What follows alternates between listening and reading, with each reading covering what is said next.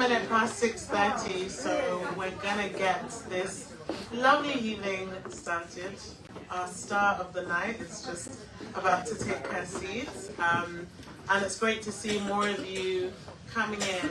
How are we feeling on this fabulous Friday? Good? Oh, I love this. This is the anniversary mood that we all need. So yeah, this is great. My name is Hannah. I am your host for the evening. I will be, talking you through the evening. We've got so much in store, and I'm really excited to be here as we celebrate 25 years of the Media Diversity Institute. It's a big deal. It's a big thing, and yeah, we're gonna have a very, very wonderful time. So yeah, just gonna get straight into it. I hope everyone can hear me well. I hope I'm projecting my voice quite well. So we're just gonna touch on the one of many achievements by the Media Diversity Institute. So MDI have trained thousands of journalists, worked with many activists around the world, and have helped them to get their ideas about equality, diversity, inclusion, and human rights out there. So we do have a strong message that we carry everywhere where we work, and it's to give a voice to the voiceless, and make sure that marginalized voices are visible and heard. And tonight we will celebrate the results of our work for the past 25 years. But we'll also want to ask and talk about the future of diversity. What does that look like? We'll take a critical position in assessing the achievements of many movements globally, from multiculturalism to wokeness and equity, from feminism to cancel culture, and the rise of aggressive nationalism. Above all, we want to ask ourselves and to congratulate us for endlessly striving for more inclusive media, meaning that we seriously believe and work towards a more inclusive and diverse society. So again, lots in store this evening, and we're just going to really make the most out of celebrating these incredible 25 years. And I'm super excited to announce our first speaker, who is Julian Blake, chair of our trustees, and he knows MDI inside out for a long time. Julian.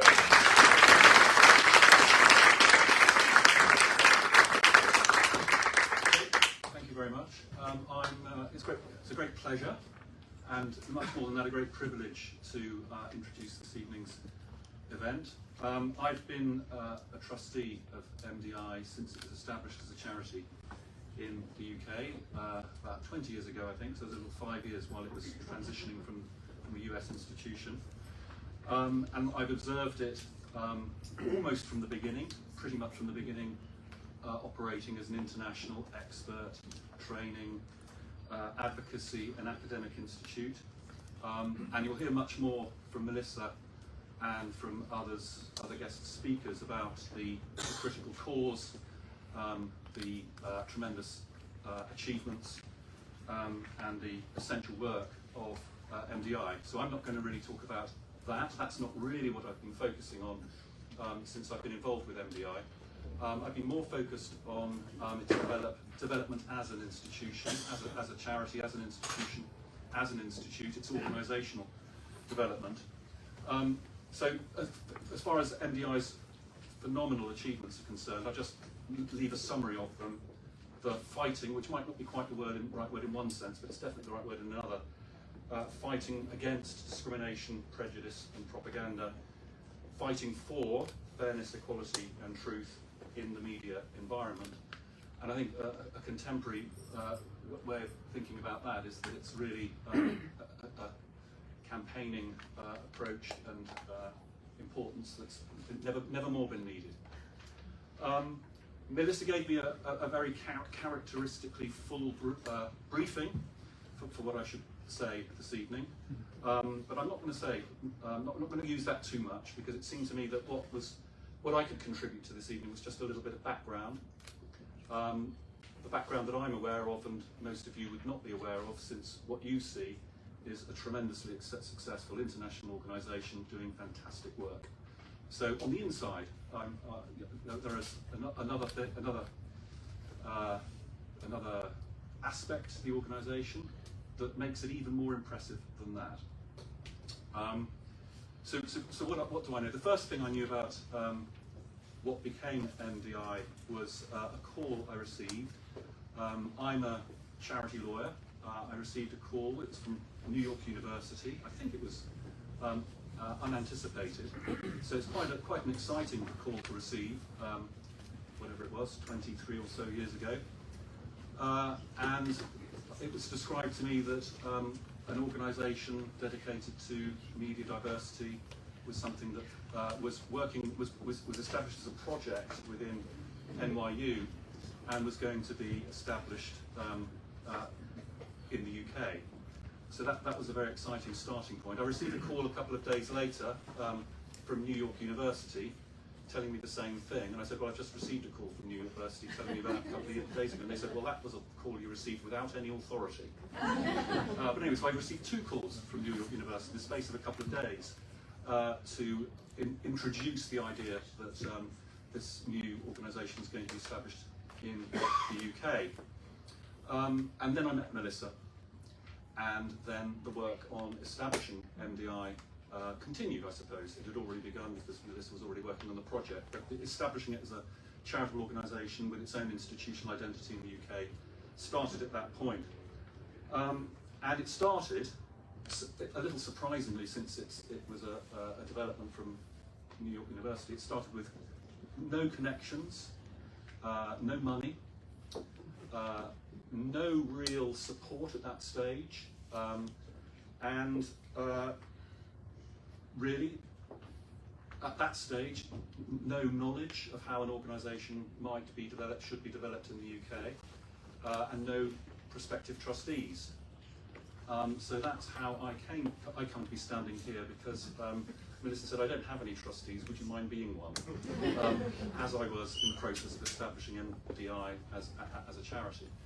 And here I am, 20 years later, still a trustee of MDI, but shortly to be stepping back from that role, mainly because MDI has reached a stage of solidity and maturity and organisational development that means it can now attract trustees of high reputation within the field, with an international focus, of the sort of board of trustees that really Melissa deserved at the outset and would have wanted quite soon in those early years. So entering into the second phase, the second 25 years of MDI looks like it is well set.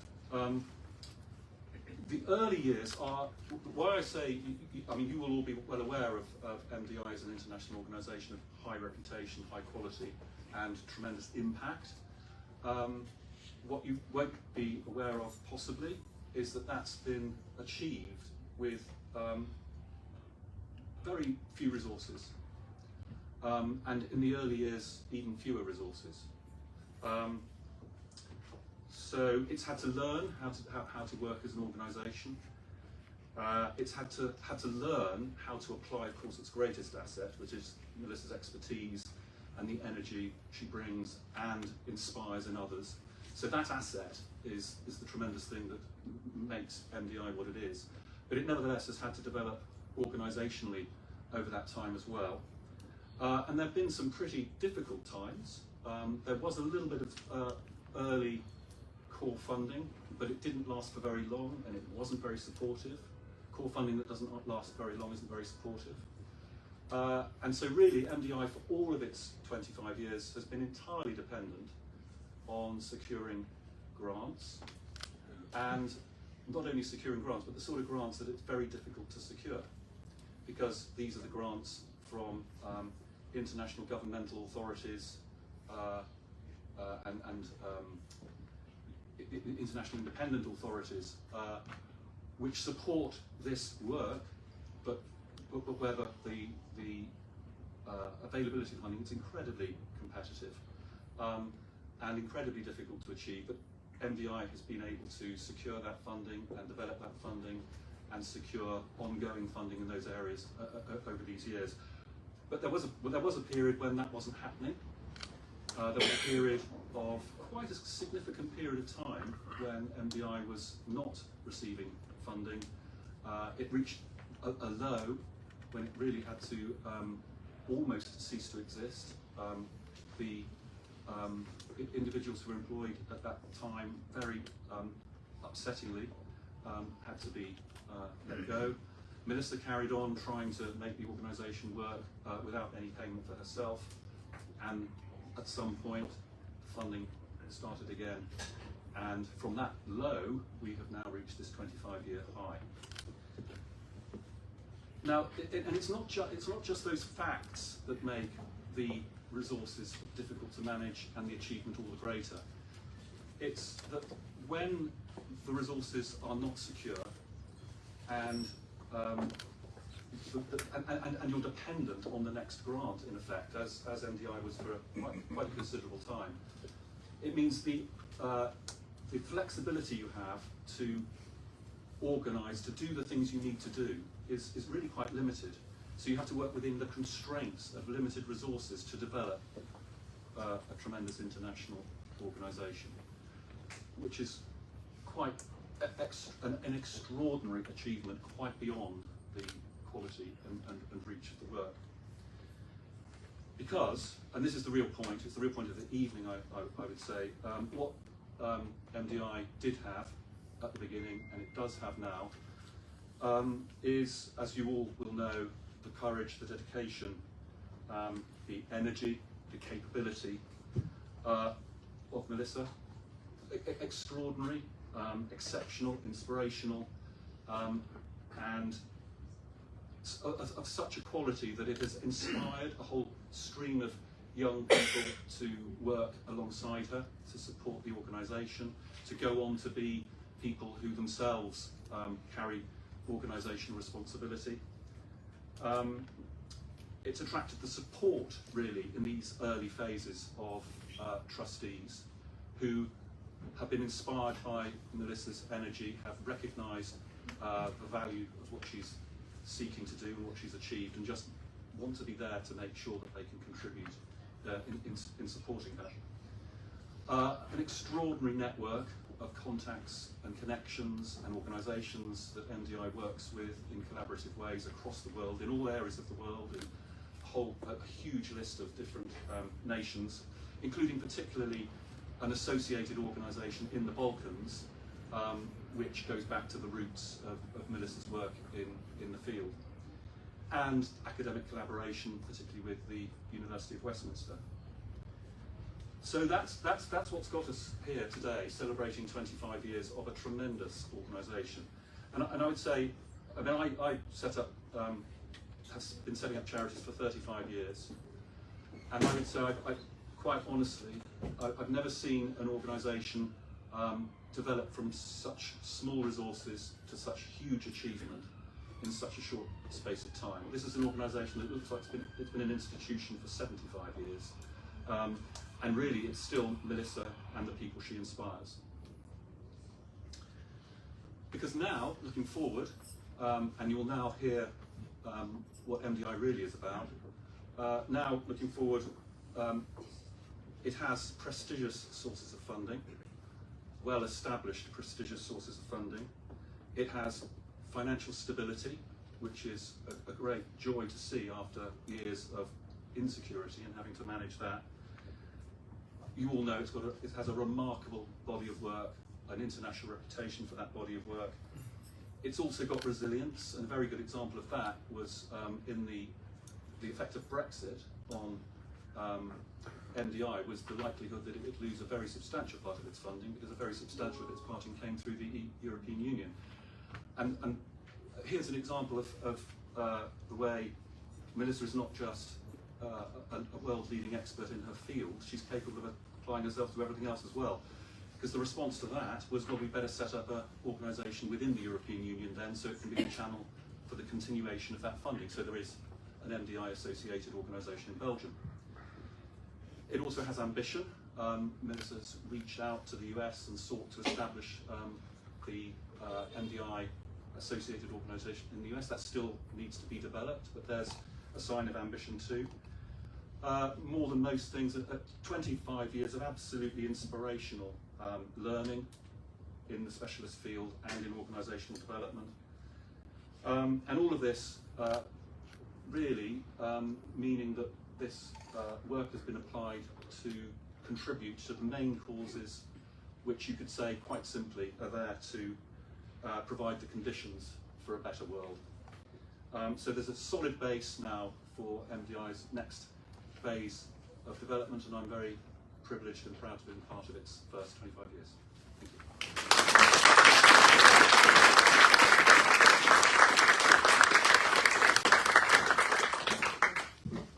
And that was Julian Blake. Thank you for that. As many of you here may know, I mean not me, because 25 years ago I was 5 years old, but MDI actually started in a small room with a fax machine. And it's pretty incredible to see that today it's grown with offices not only in London, but also in the US, Brussels, and Belgrade. MDI Global, based in the capital of the EU, is growing rapidly. And with that, we also have good news to share. The MDI Global is planning to build a future research centre, so watch this space. This will be with the researcher, consultant, and professor of journalism at Auckland University in New Zealand, Dr. Veritsa Rupa, and soon our trustee. So very excited to hear from you.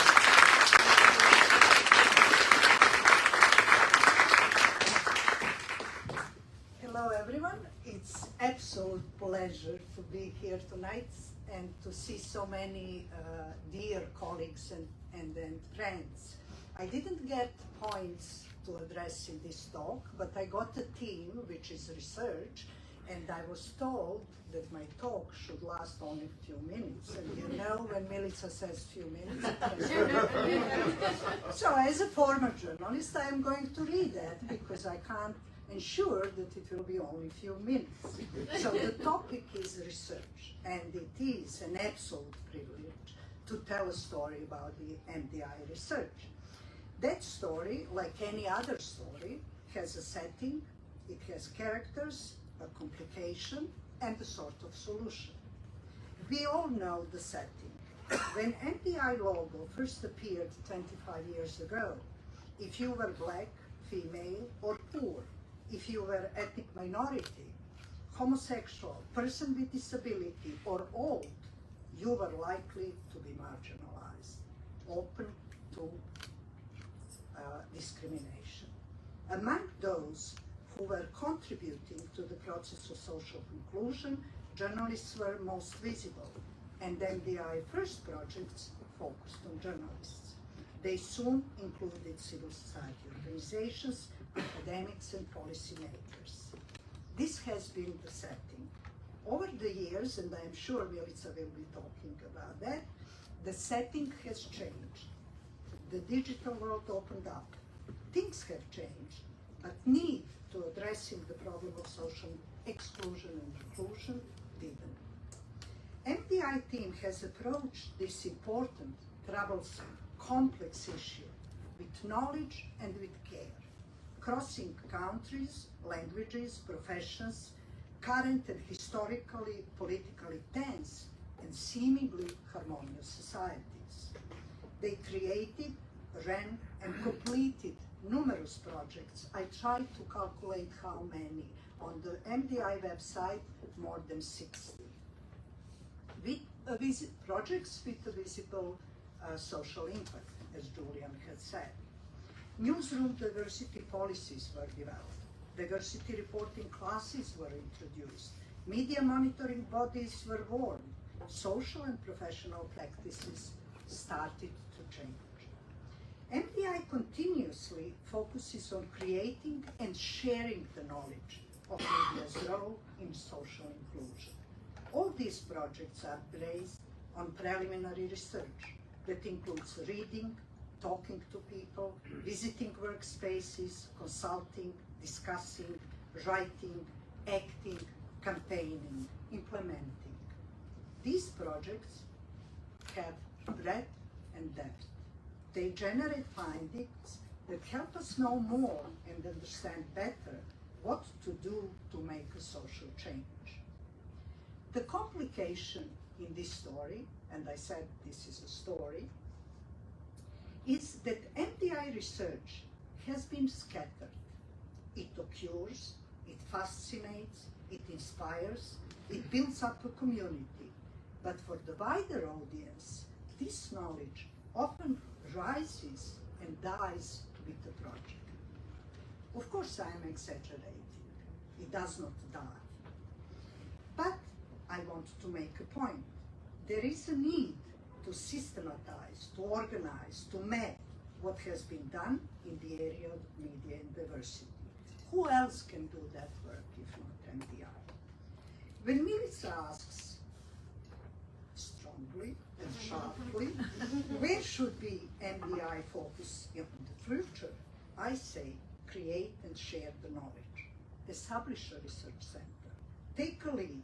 Identify trends, patterns, initiate ideas for further work. Step up from responding to calls for applications. Propose new ones. See where we stand and what might be important to do in the future. The future research centers would be developed by outstanding MDI team. It would be good if it goes, in my opinion, in three directions.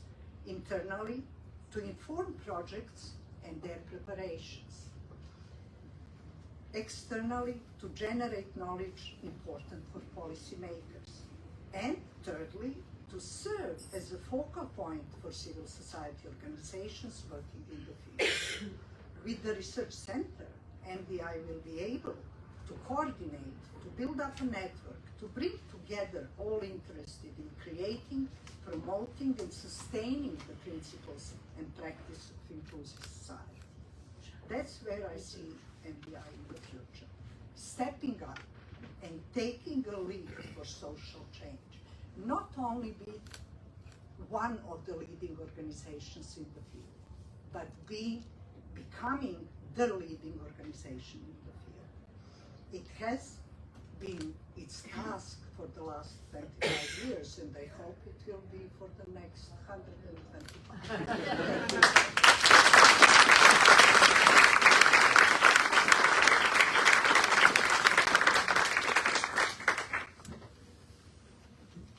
Thank you, Viditsa. So in this year, not even in this year, this week, this day, anyone that read through the news agenda very much so knows that we're going through very, very difficult times in the world. So there are many issues debated for a century, and we're seeing the same headline resurface again. Are the human rights the universal rights? And how are we to approach the freedom of expression from the legal aspect of it? Of course, there's no better person than Professor at Queen Mary University, Dr. Eric Hines, to say a few words.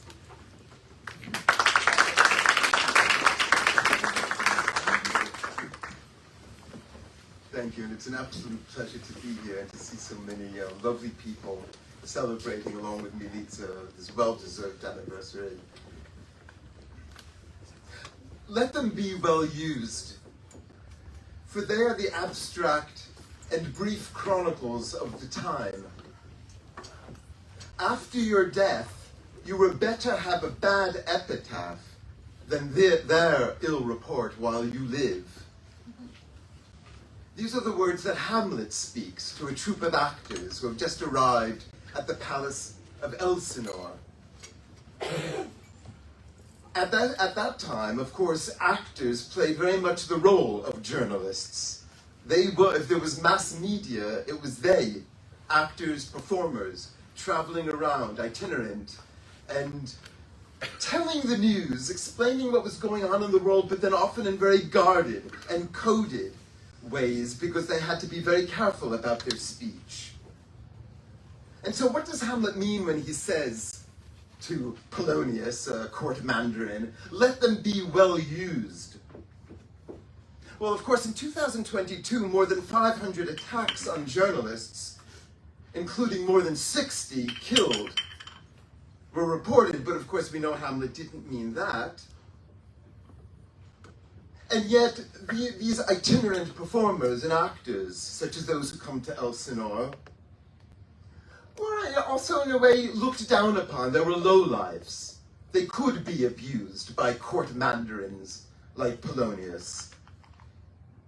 And Hamlet actually wants them to be shown some respect, this ragtag group of actors. They're going to do a play within a play, within the play of Hamlet. And Hamlet wants them, Hamlet will charge them to essentially enact the news of the very court of Denmark, where Hamlet's own father has been killed by his uncle, and the entire regime is corrupt, and needs a mirror held up to it, and need people who can speak about it, but need to speak about it under very precarious circumstances. They could be thrown into prison, they could be killed if they make a bad move. And so this is what it means to have a play within a play in Hamlet. Within the world in which this corrupt political regime is operating, you need the news to be spoken so that that world is directly confronted with the news about it. So the play within the play is, I think we can say without anachronism, the journalism about the play going on within the play, the reporting. But not just the reporting, the reflection. Because journalism is never just reporting when journalism is truly journalism. When journalism is truly journalism,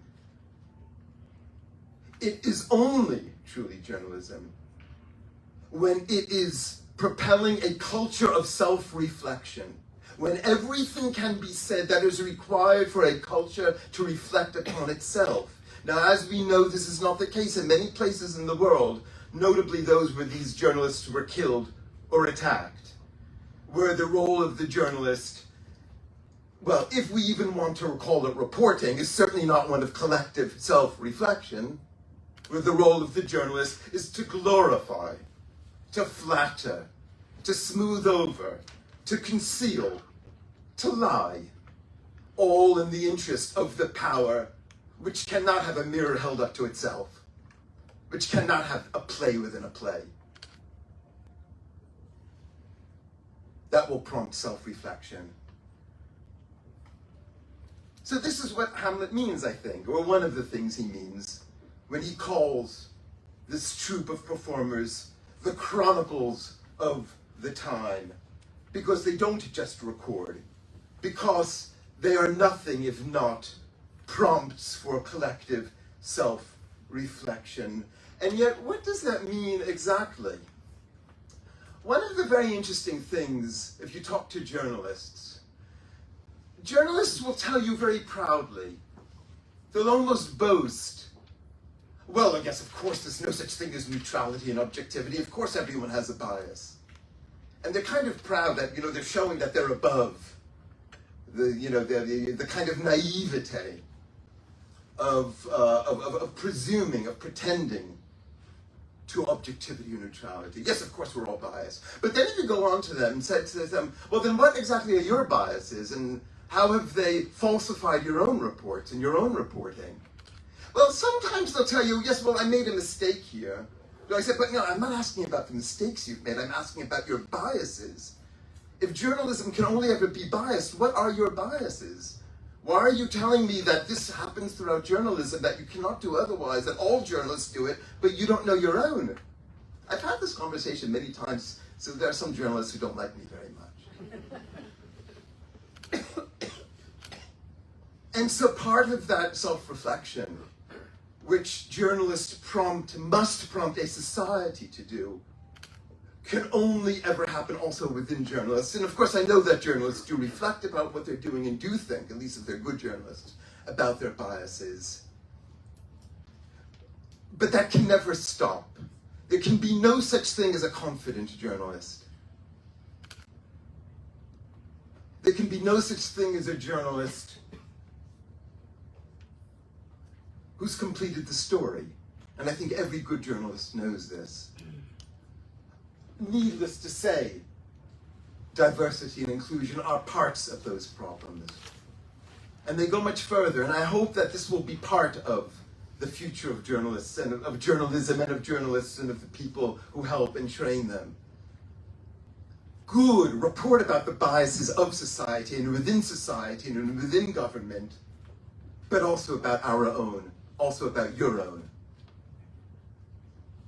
Happy anniversary.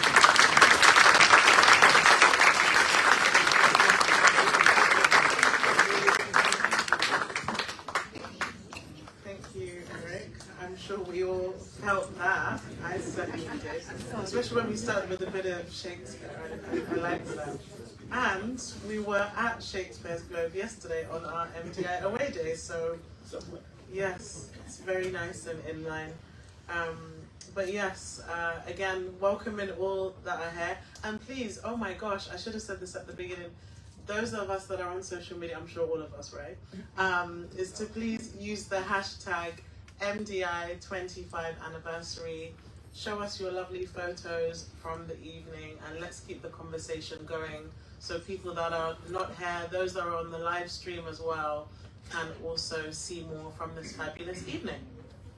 So moving on, as an advocate of ethics in the media, ethical journalism and standards, Aidan White is currently working on the ethics of artificial intelligence. He is the best person to compare not only the conventional and new digital media, but to touch upon the future of our work at MDI. So that's especially in terms of technological advantages that are frightening too many media workers. So let's welcome Aidan White.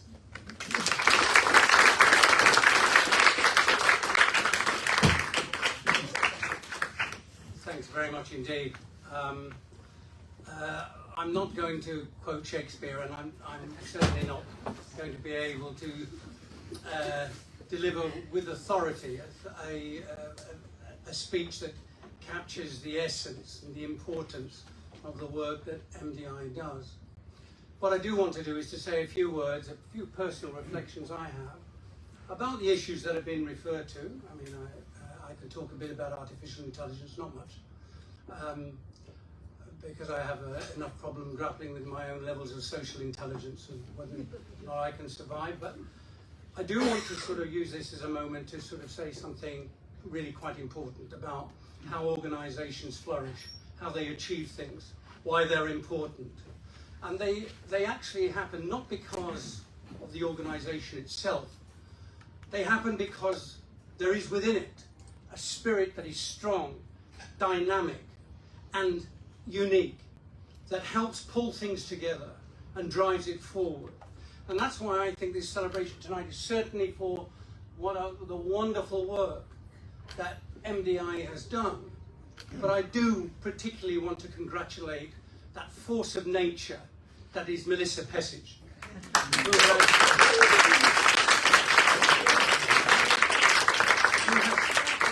who has taken an idea, a very good idea, has taken it and has used it and has shaped it and has developed within it a sort of the capacity of people to understand what words mean, what pictures mean, how they fit into the world in which we live, and how it's important for us to respect the rights of others and to be able to see journalism in its true perspective. And that is journalism with public purpose. Journalism as a progressive force within society, not just reflecting on the misery and the difficulties and the hardships that are experienced by people, and we see that today so often in the media, but also to see journalism as a springboard for change that actually can turn the world into a better place. And in that sense, Melissa and the organisation that she has created and developed has been visionary. And I must say that when I look back, she's always saying to me that I was her first boss. I think that's probably true once she's left RTS. And I have to say to her, it's okay, Melissa, I'll make sure you get a good reference if you want one. But the fact of the matter is that when we came together in the 1990s, it was one of the most exciting periods in modern history. It was an extraordinary period. Journalism was shaking off the stranglehold of communism. We had a new sort of vision of a world dominated by respect for human rights and the rights of others. And suddenly journalists could feel themselves free for once. And people were coming forward to try to develop ways in which we could make journalism an essential part of building progress and so on. And that's where Milica took her idea. She developed it. Not to be just an organisation issuing press releases condemning the world as a bad place, which it is in part, but actually developing a way of working, organising, teaching, sharing knowledge, giving people the confidence to be able to realise that they themselves can make a contribution to change. And we worked together during the late 1990s into the 2000s through the awfulness of the Balkan War, trying to support and help journalists retain a centre of gravity, helping them to understand that they can get over this nightmare and maybe something good can follow from it. So this idea is, the MDI is not some theoretical framework, although it is an educational organisation. It's about building bricks that will create structures that will make journalism and the world a better place. I have to say, I have to apologise to Milica because she called me about 8 months ago and said, would I write a piece for her book? And I said, actually no. And the reason I said no is because she said to me, I want you to write from your personal experience. I want you to write a personal history that explains how you came to be where you are today. And I thought about that. And I realised this was a very serious question I was being asked. And I realised actually I wasn't ready to do that. I didn't feel I could do that. And so therefore I said no. What she did do, of course, was to trigger a thought in my own mind about maybe I actually should think about this. I should think about my personal background and how it fits in to what I've achieved, my organisations have achieved, and how I see the future. So thank you for that, Milica. And as a result of that, I'm now working on a memoir, which I have to say,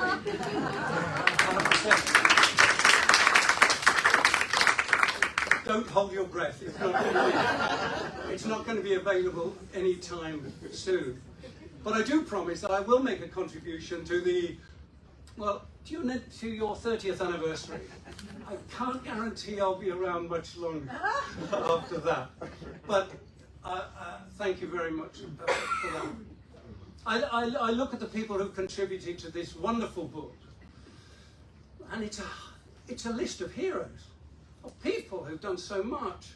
And I go through it and I really am so pleased and proud to actually see them as among the friends who I've made over the years, and they're in this audience tonight, and it's really fantastic to see them here, and so on. And I'm particularly grateful to the kind mention that Milica gives to me and to Bettina Peters, who is not here, but who would have been really wanting to be part of this celebration and would have enjoyed it immensely. So I see where we are is a difficult moment. So I will say a few words about what I think is the future. Look from where we are today, looking at what we see, how media are performing, the way that corporate and political centres of power are more than ever seeking to control the media message, seeking to put pressure on journalists. It's clear that the work that Milica and other organisations are doing is ever more important. So we have to see, how do we develop in the future? I mean, I think artificial intelligence is very important, but I'm always thinking about, when we talk about artificial intelligence, it's very much important to say, just yet we don't have to worry. because they haven't developed the algorithms which can yet have the nuance, the subtlety, the creativity of the human spirit. That hasn't happened yet. So I think the centrality of the human hand in the production of news and information is still there and still needs to be protected. So in that sense, things aren't too bad. But what I do have to say is that we do need to struggle. We need to struggle and to fight for the future. Can I just borrow a little? Yeah, go on. We do have to struggle, because one of the things that we discover, and one of the things I discovered, is that journalism is, as usual, at a point of real crisis. We find, I spend quite a lot of time these days talking to students, young people, people who are inspired to wanting to be journalists, and want to be something in the media. And they do have moral values. They're not there to be creatures of propagandists or particular specific interests. They have within them the capacity and the spirit to be something different, to mould a better future. But that is not going to happen automatically. We have to recognise that much more work needs to be done. And the bad news in this celebration tonight is that it's been a great 25 years, but the work is far from done. We've got an enormous task ahead of us. We have to convince journalists that moral values are still important. The issues of fact-based communications, showing humanity in what we write and what we broadcast, being accountable for what we do, and I think we mustn't dismiss this notion of, because there's a big debate about objectivity. Actually, impartiality is important. Why is impartiality important? Because it's the way in which we recognise that there are other voices to be heard in every story we produce. Every story we produce has other voices. And too often, media dismiss those voices. They don't ask the questions. They don't open the space for minorities to be heard, for people who are vulnerable to be heard. And it's the important thing about impartiality. It's the notion that we open ourselves up and our journalism up to hear all the voices that need to be heard, to ensure that all the pieces are in the puzzle and they're fixed in. And the work of the MDI is actually to focus on that.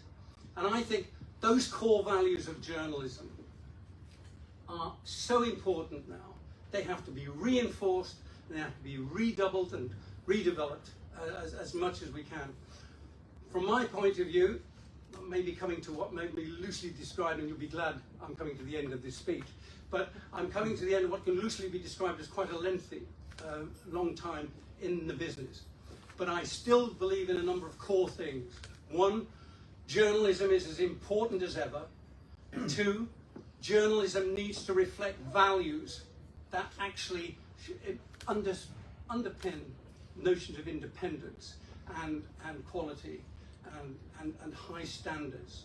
And above all, that people in journalism need to show solidarity, not just with the community they serve, but with one another. And I see that today there is much too much division within journalism. Journalists need to be together, they need to work together, and Melissa and the MDI have demonstrated how that can be achieved and how it opens the door to a much brighter future than the one that many of us fear is around the corner. Thank you very much.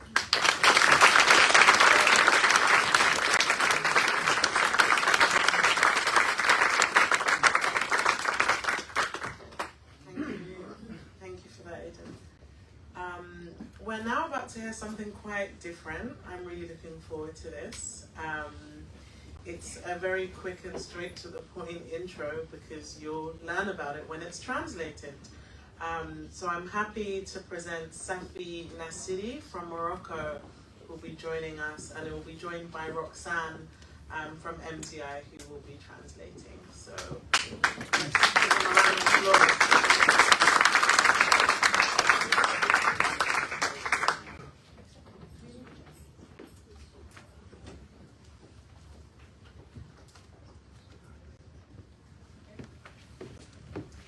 Bonsoir.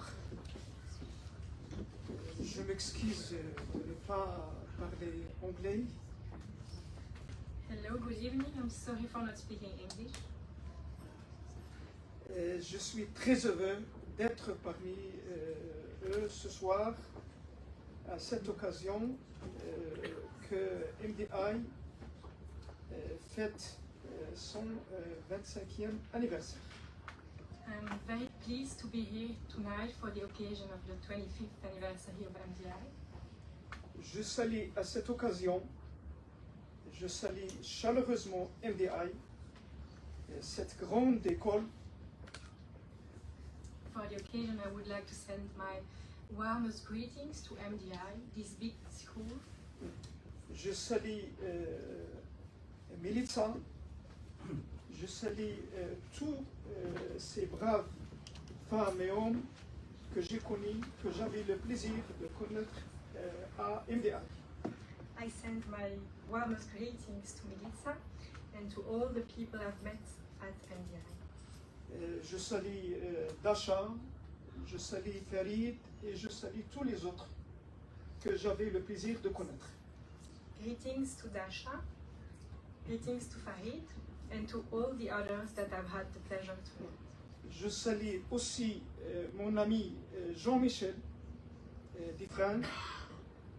I also wish my greetings to my friend Jean-Michel Defren. MDI est une grande école avec elle que j'ai collaboré entre 2009 à 2017. MDI is a big school with which I could collaborate from 2009 till 2017. Moi aussi, j'ai appris à cette grande école. I've also learned a lot in this school. Et surtout, j'ai appris l'importance de la diversité, Most importantly, I learned the importance of diversity, comment les médias doivent servir à l'inclusion de la société et non le contraire. how media must be used for an inclusive society and not the opposite. MDI a contribué au Maroc et en Algérie et dans tout le Maghreb à former des dizaines de jeunes journalistes, des activistes de la société civile. MDI contributed to Morocco and Algeria and other countries in North Africa to train dozens of young journalists and civil society activists. MDI a contribué aussi à l'animation des débats publics au Maroc. MDI also contributed to public debates in Morocco Et surtout pendant la période qui a suivi le printemps arabe. and most importantly in the period that followed the Arab Spring. Et les patrons des grands médias marocains ont été reçus ici à Londres en 2010. The owners of big Moroccan media have been invited to London in 2010, Où il avait l'occasion de rencontrer et de discuter avec des organismes journalistiques ici en Grande-Bretagne. where they had the opportunity to meet with journalism organizations here in the UK, Et notamment au sujet de la diversité médiatique. including about media diversity. Aussi, MDI a organisé un autre voyage étude en Suisse au profit des rédacteurs en chef des grands médias marocains dans le même sujet. MDI also organized a study trip for editors-in-chief from several Moroccan media in Switzerland. En bref, MDI a marqué une forte empreinte sur le champ médiatique au Maroc et le Maghreb en général. In short, MDI has had a profound effect on the mediatic sphere in Morocco and in North Africa in general. Et à la fin de ma courte intervention, At the end of this short speech, et nous voyons le futur, and without knowing the future, je souligne le besoin de notre monde à des médias responsables, I would like to highlight that our world needs responsible media. des médias dont la responsabilité première est de découvrir la vérité. Media whose first responsibility is to tell the truth. Ce qui se passe à Gaza a mis en évidence l'éloignement de nombreux médias des valeurs d'intégrité professionnelle. What is happening in Gaza underlines the remoteness of many media from values of professional integrity. Nous avons besoin des médias qui rapportent les faits tels qu'ils se passent. We need media that report the facts as they are. Des médias inclusifs, Inclusive media. des médias au service des biens publics Media working for the public good et non au service des propagandas. and not working for propaganda. Nous avons besoin des médias qui contribuent à construire un monde où règne la paix, la liberté, la prospérité et le vivre ensemble. We need media that contribute to a world of peace, freedom, prosperity, and togetherness. Merci.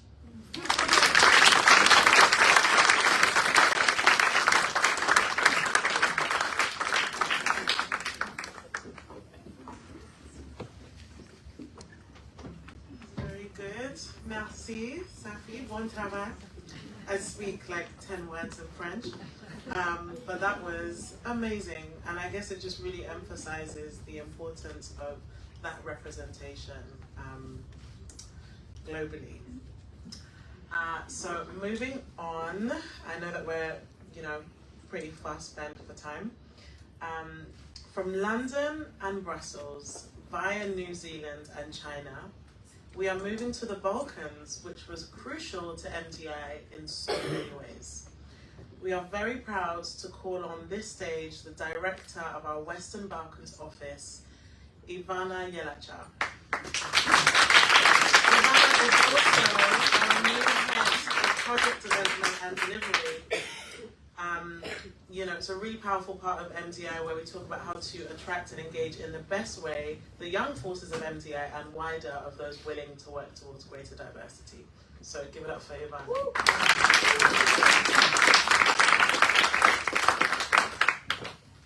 Thank you, Hannah. It's not easy to be here after all these people who actually contributed to the 25 years of MDI. I've been there around 9. So a difficult task in front of me. Let me start this by just sharing a short personal story with you. I was born in Bosnia and Herzegovina in a very multicultural environment. I lived there for barely 3 years before the war actually replaced what I perceived to be a fairly good neighborly relations between the Muslims, the Catholics and Orthodox communities. My father bears Croatian name, although he is Serbian. And I actually left Bosnia before the war, so technically I wasn't a refugee, but I was also often just due to my origins. I watched the power relations between men and women in my family, and quite early became aware of the disbalance in it. So to cut a long story short, this is just some of the things that actually contributed to building my own personal identity. And that's why I know why I'm working for media, for diversity, for human rights. And I would like to be able to claim this would be exactly the same if parts of my personal identity didn't actually influence some of the disadvantages it came with it. Do we really need to be feeling and becoming aware of this injustice and discrimination or any kind of unequal treatment to be able to feel the empathy and to join the efforts to have a more just and equitable world? But while we pursue this equity, the world keeps on being a turbulent place to live, with conflict continuously arising. It continues to be easy to name the other, be it based on a religion, ethnicity, sexual orientation, let alone gender identity or age, just name it. For MDI, that means plenty of work, as Aidan already emphasized. But we are not in the business sector. Unfortunately, that is not necessarily a good news.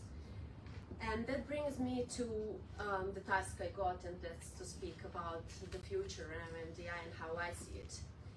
We will continue to counter hateful and harmful narratives, particularly those targeting the marginalized communities. We will keep on working on building media and information literacy skills. We will keep on professionalizing media.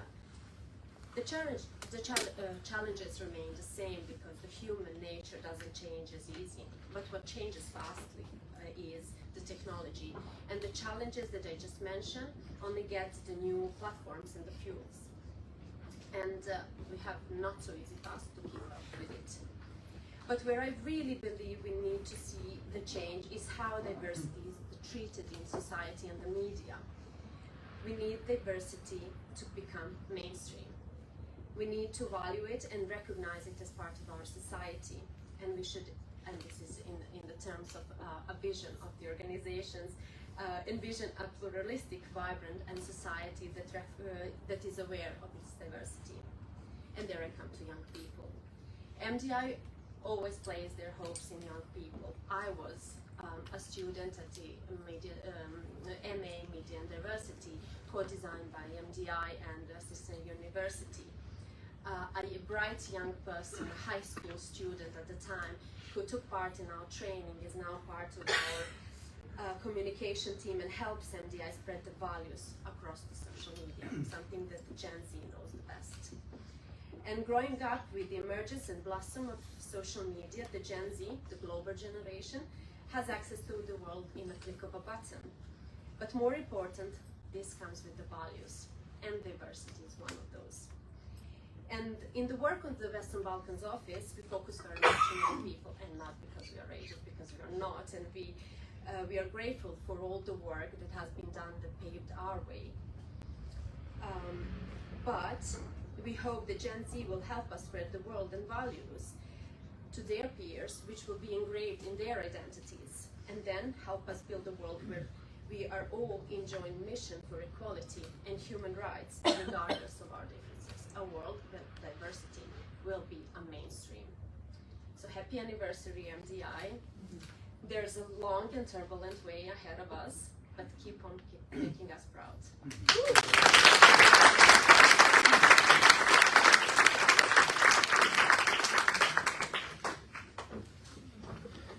That was lovely, lovely, lovely. And from one very integral part of MDI, being Ivana, to another. So also in our audience is Maria Jovanovic. She is a TEDx speaker, no big deal, but she is here with us right now, and very proud to have her working with us. So without further ado, let's welcome Maria.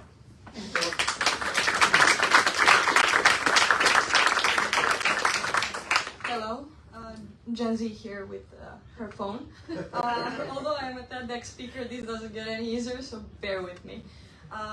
Hello everyone, it is honestly a huge honor to be here in front of you, and especially on this momentous occasion where I get to say that an organization that I get to be a part of celebrates its 25th anniversary. And fun fact before I begin, MDI and I were actually peers. We were born in the same year, so we are both 25. And it's funny and it's interesting to me to think about the fact that if you were asked to describe MDI as an organization now that it turns 25, you'd probably use opposite adjectives than you would use to describe me as a 25-year-old. And we are the same age. And just like me, MDI has had a lot of growing up to do during this 25 years, as we had a chance to hear. But just like any 25-year-old, MDI has a lot to look forward to. So many new experiences and completely unknown challenges in front of us. But it's worth noting that, now that MDI is 25, we must be aware, MDI has to be aware of its surroundings, and just like any 25-year-old, it has to hang out with its peers, it has to stay relevant, stay cool, stay present, and it has to feel their pulse and understand what its peers understand diversity is and what we perceive as important.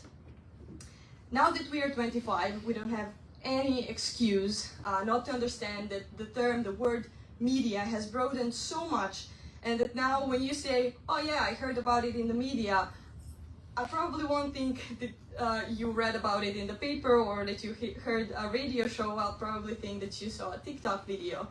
But don't get me wrong, I mean, all of these new forms of media, they can and they do coexist with all of the traditional ones that we respect so much. But my point is that we have to focus on all of them equally, and we have to understand, because I firmly believe that all of us are sort of a medium, and we can all be bearers of the news, and that's why we have to take that job very responsibly.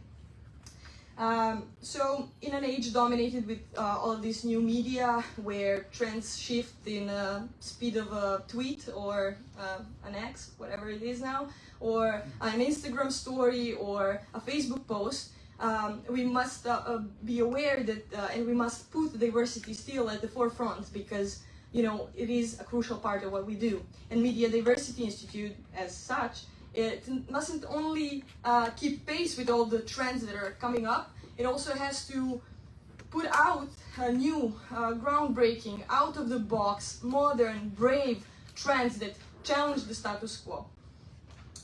So, just like any 25-year-old, MDI has a lot on its shoulders. Obviously, actually, I asked ChatGPT, and it would describe 25-year-olds as architectures of the future. So if we look at MDI as such, it has a lot of pressure on what we today perceive as the future. But as I would advise any of my peers, any of the people that I share the same age with, I would just say, hold on a little bit, take a deep breath, it's all fine. And we are actually now living in what we referred yesterday as the future, and this future deserves our undivided attention just as much, and maybe even more, because of everything that's happening. So thank you for giving me the chance to speak, and thank you MDI for making me a part of your team.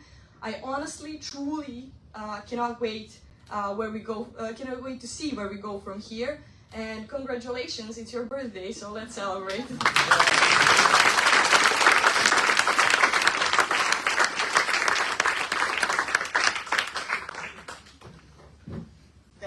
Thank you, Maria. And yeah, absolutely, yes to celebrating. So please do stay with us as we're soon going to close this evening.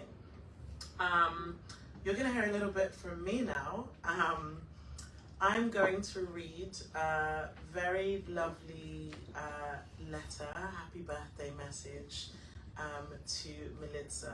And this is from Rob Levitt, who's one of the brilliant authors in our book. Again, you'll also see loads of copies of the book at the back, so please do make sure that you inquire about getting one. So, I don't know if I should present this to you, Milica, as you're right in front of me, but this is from Rob. Dearest Milica, MDI team, friends, colleagues. Though I can't be with you tonight, I'm thrilled to raise a glass with you all for this fabulous 25th anniversary celebration. We all know the importance of MDI's mission and the tremendous breadth and impact of MDI's work.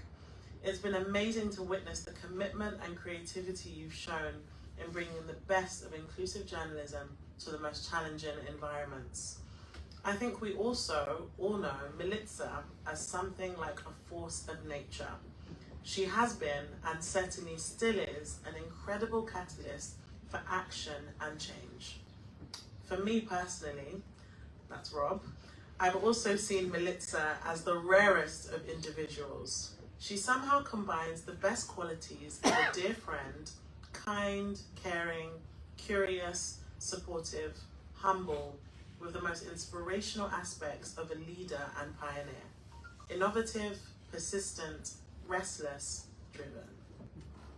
How fortunate have I been to have had Milica as a friend, a teacher, and an inspiration for the last 30 years. And for however long you all have known and worked with Milica, I'm confident you'd agree wholeheartedly. For 25 years, MDI has been able to bring all these qualities together as a force for good, speaking truth to power and holding the powerful accountable for for the worst of their behavior. But even more important, teaching, guiding, supporting, empowering, and creating a better way. It's heroic work and an extraordinary achievement. So let's raise a glass, I'm going to pretend I have one, to this wonderful human and this marvelous MDI team and community. Your dedication and your persistence, your leadership and your example show us all the way. Here's to you, here's to another 25, and here's to a world where every voice is heard and all our differences embraced. That's from Rob Levitt.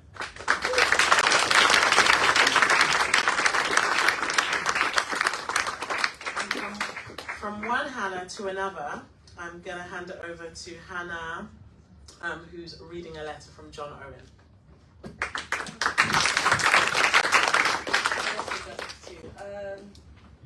Dear Militza, how I wish that I could be there tonight to celebrate your 25th anniversary. I know that you'll all be raising your glasses many times to salute what you, Militza, and your supporters, backers, and work colleagues have accomplished these 25 years. I'm proud to have been part of the early life of MDI at an old Freedom Forum at Stanhope House. There were some exciting and tense moments, as I recall, but it wasn't all smooth sailing. Whoever thought that they could elbow aside a tough Serb woman with sharp elbows found out that there would be blood.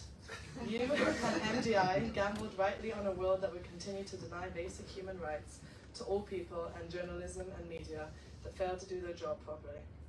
You made the case for championing minorities and training media to portray and reflect responsibly the lives of the other.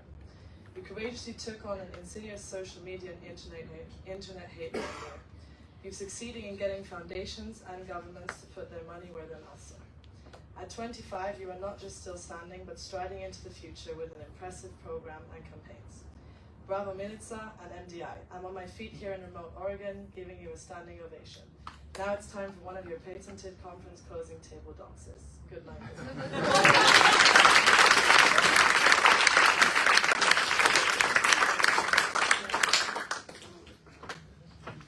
That was lovely. Well, before we had, because we've heard about this famous, amazing Militza all evening, so of course it's only right to hear from her. But before we do we have, well, I don't know, I'm looking for Dasha to know, do we have time for someone else? No, we do not. So we are going to hear from the Executive Director and Founder of MDI, the one and only Militza Pesic.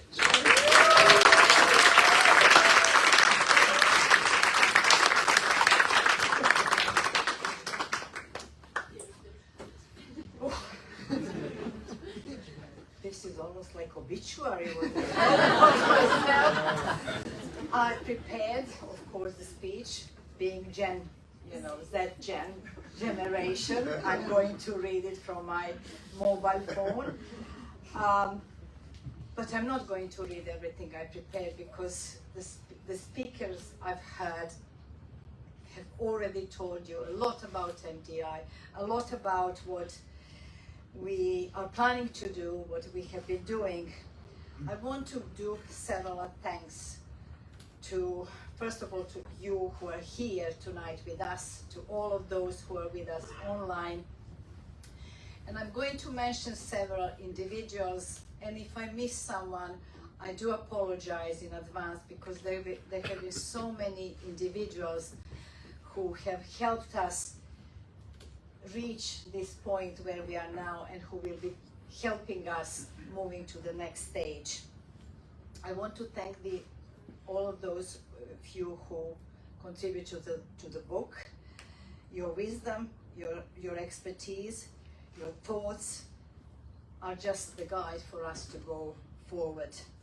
I want to thank to our advisors, and I want to mention them because you've been helping us spot what is happening, but also set trends, and that's something what is really important to us.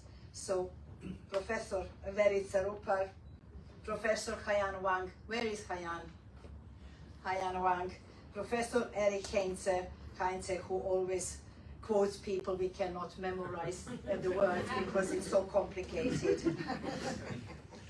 I want to thank our board for supporting us through thickened team and managing with us, even though it has not always been that easy. Former trustees such as where is Joy Francis? And current trustees and trustees to join us soon. I want to thank our partners, people who've been running organizations in the countries where we have been working, people who have become our friends, and I can say some of them have become my life friends, and Shandor Orban is among them, and Željko Ivanović is among them. Thank you for being my life friends. I want to thank our supporters who have been supporting us, encouraging us, and one of them is with us, Mary Gunderson, tonight. Mary, where are you? For giving us hard questions, but pushing us to give hard answers to those questions. And I want to thank my English sister, Jill Singer, Jill is there, who was there for me when I was going through really hard times trying to survive in this new country, and who is still giving me a hand whenever I need your help. Thank you. Finally, I want to thank the MDI team, and it's not the last and the least. Without my colleagues, my team, the MDI would be not here where we are today. So it's a really, really special team.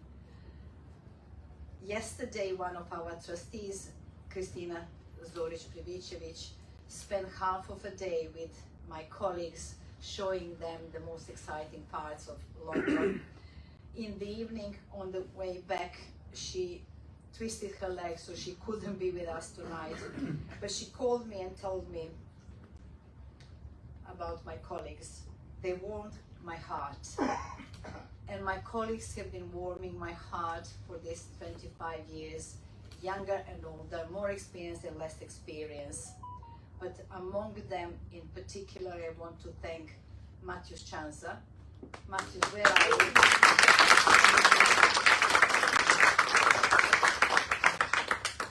I want to thank Matthews for putting up with me whenever I was impatient, and I'm so often so impatient, and I've never seen him being in bad mood. Thank you for being the way you are, Matthews. And I want to thank Dasha Ilic and her team.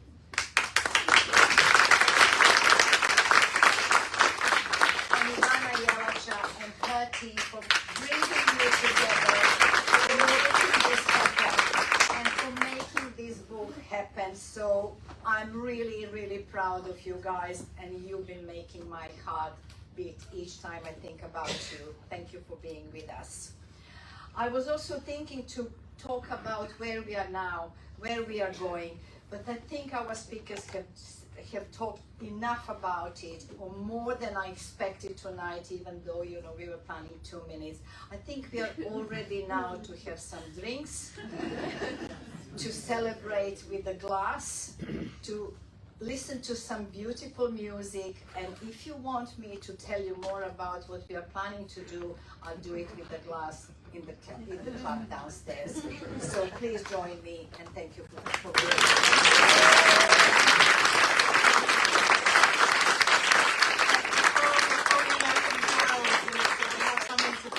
I would like to invite Paresh, please, to present what needs presenting. She wasn't my age. You know, you're talking about obituaries. This is a lifetime achievement award, I think. This is from your colleagues who warm your heart, your team. Yeah. They want to give you some advice. Shall I open it? I hope it's nothing naughty. It would be nice. Gosh.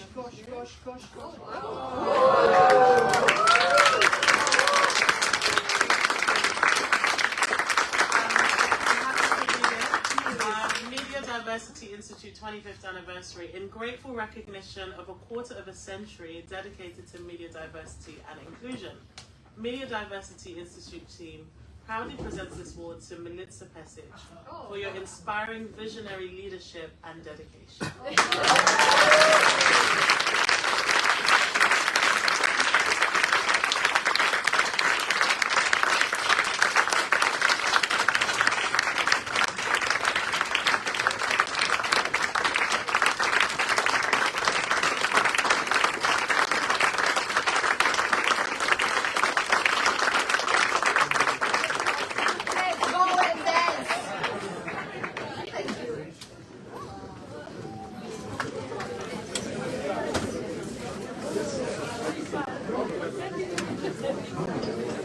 Il paraît que c'est ton anniversaire aujourd'hui.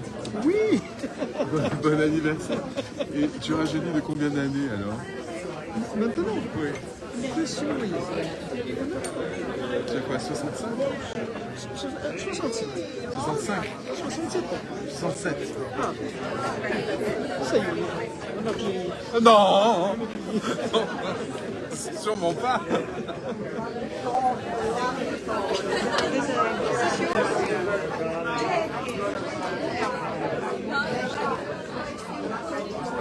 Donc tu ne travailles plus avec eux alors? Je travaille dans l'institut à Casa. J'étais là l'année dernière à visite. Et j'avais une émission avec une nouvelle vedette de la mode. Mais